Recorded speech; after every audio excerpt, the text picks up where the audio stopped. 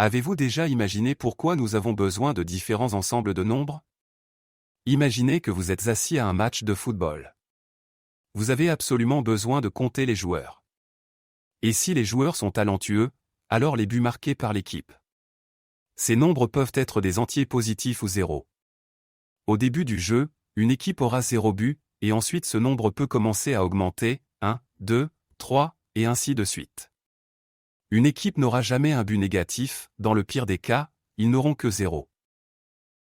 Ces nombres sont appelés nombres naturels.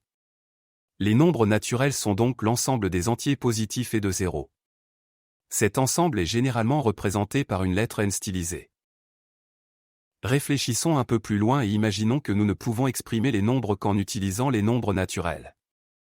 Nous voulons décrire la température de l'air en degrés Celsius. Par une journée d'été, cela ne poserait pas de problème, car nous pourrions simplement dire qu'il fait 20 degrés. Cependant, par une journée d'hiver, la température pourrait être négative, par exemple, -2 degrés. Nous ne pouvons pas exprimer les nombres inférieurs à 0 en utilisant les nombres naturels. Nous devons donc élargir notre ensemble de nombres pour inclure l'ensemble des entiers.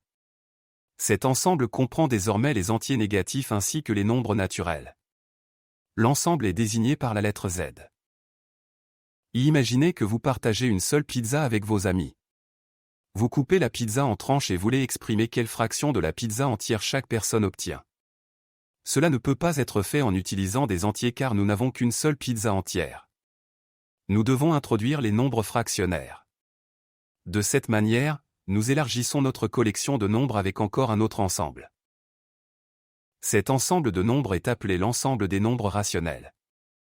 Les nombres rationnels sont ceux qui peuvent être exprimés comme le quotient de deux entiers. Les nombres rationnels ne peuvent pas décrire certaines formes ou géométries. Par exemple, nous savons que la diagonale d'un carré de côté 1 a une longueur qui est la racine carrée de 2 fois la longueur du côté. Cela peut être calculé en utilisant le théorème de Pythagore. La racine carrée de 2 n'est pas un nombre rationnel. Nous utilisons un autre nombre pour déterminer la circonférence et l'aire d'un cercle. Ce nombre est pi. Vous avez probablement entendu parler du nombre d'or. Il s'agit d'une proportion très agréable à l'œil. Les designers de logos, les peintres et les architectes utilisent souvent ce ratio. Mais il apparaît également dans de nombreux endroits dans la nature, comme dans la structure en spirale d'un coquillage. Ce ratio est également un nombre qui ne peut pas être exprimé en utilisant des nombres rationnels. En plus des nombres rationnels, nous devons introduire les nombres irrationnels. Les nombres irrationnels sont des fractions infinies non répétitives, ce qui signifie que leurs parties fractionnaires se répètent de manière aléatoire et infinie. Les fractions rationnelles peuvent également être de longueur infinie, mais elles se répètent selon un certain motif. Par exemple, 1/3.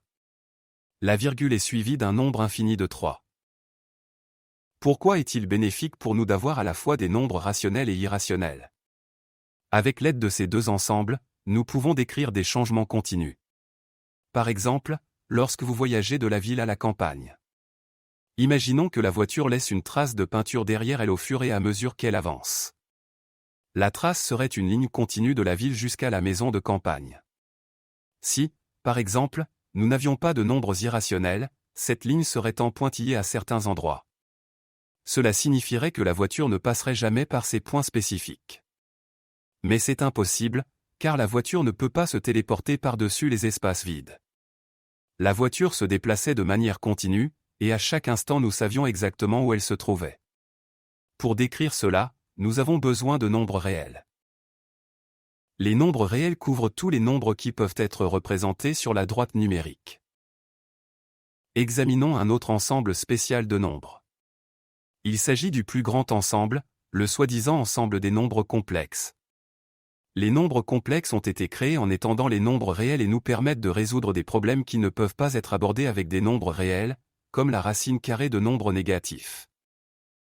Pourquoi les nombres complexes sont-ils importants en pratique? Par exemple, si nous avons une balançoire et que nous voulons décrire sa dynamique, nous pourrons la gérer et l'interpréter facilement en utilisant les nombres complexes. Dans la pratique de l'ingénierie, ils apparaissent souvent dans les mouvements oscillants et vibratoires. Cela inclut les problèmes de génie électrique, les télécommunications et les tâches de contrôle. ou même les transformations graphiques dans les ordinateurs. Avec cela, nous arrivons à la fin de notre résumé des ensembles de nombres. Que signifie le fait qu'un ensemble soit infini dénombrable? Selon la définition, si nous pouvons associer un autre nombre à chaque nombre naturel, alors l'ensemble de ces autres nombres sera également infini dénombrable. Prenons un exemple. Prenons les nombres naturels. Commencez par 1, puis 2, 3, et ainsi de suite jusqu'à n. Nous disons que ces nombres sont infinis dénombrables. Essayons maintenant d'associer exactement un autre nombre à chacun de ces nombres. Disons que nous assignons la valeur négative à chaque nombre naturel. En d'autres termes, nous prenons le négatif de chacun. Il est clair que chaque nombre naturel a une paire. Par conséquent, si les nombres naturels sont infinis dénombrables, alors les entiers négatifs le sont également. Regardons rapidement un autre exemple. Prenons le double de chaque nombre naturel. Nous pouvons voir qu'ils peuvent à nouveau être appariés avec les nombres naturels, donc ils sont également infinis dénombrables. Voyons ce qui se passe dans le cas des fractions. Associons chaque nombre naturel à un nombre rationnel. Les nombres rationnels peuvent être écrits comme le quotient de deux entiers. Créons un tableau où les numéros de lignes et de colonnes sont des nombres naturels. Créons des fractions où les numéros de lignes déterminent le dénominateur, et les numéros de colonnes déterminent le numérateur. Nous pouvons assigner un dénominateur à chaque ligne.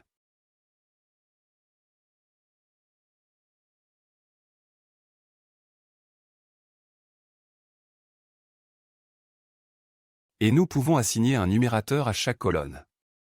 Par conséquent, pour chaque nombre naturel, nous pouvons également trouver un nombre rationnel. Si nous continuons de cette manière jusqu'à n, nous obtiendrons les nombres rationnels positifs. Cela peut également être fait pour le cas négatif. Nous pouvons dire que les nombres rationnels sont infinis dénombrables car nous pouvons les apparier avec les nombres naturels. Jouons à un jeu. Voyons ce qui se passe si je dis que nous assignons la valeur de 1 à chaque nombre rationnel.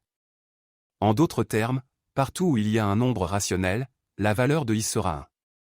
Sur la droite numérique, nous obtenons une ligne droite. Dans l'étape suivante, nous assignons la valeur de 0 à chaque nombre irrationnel. Nous ne pouvons tracer que des points, car entre les nombres irrationnels, il y aura des nombres rationnels. Et entre les nombres rationnels, il y aura des nombres irrationnels. Dans les deux cas, nous n'avons pas une ligne continue, mais un ensemble de points. Il y a encore plus de nombres entre les nombres. Et encore plus. Et encore plus. À la fin, nous aurons tellement de points que nous ne pourrons pas les distinguer les uns des autres. Mais nous savons qu'ils sont composés de nombreux points. Dans ce cas, nous n'obtiendrons pas une ligne continue. Il y aura toujours un nombre irrationnel entre deux nombres rationnels. Une fois que nous connectons les nombres rationnels et irrationnels, notre échelle de nombres deviendra une ligne continue. En d'autres termes, nous pouvons décrire chaque nombre qui se trouve sur la droite numérique. Ce seront les nombres réels. Les nombres réels sont infinis non dénombrables. Nous sommes arrivés à la fin du contenu de l'épisode. Merci d'avoir regardé la vidéo. Si vous l'avez trouvé utile, n'oubliez pas de vous abonner. N'oubliez pas de consulter les autres vidéos du cours pour continuer à développer vos connaissances. À la prochaine.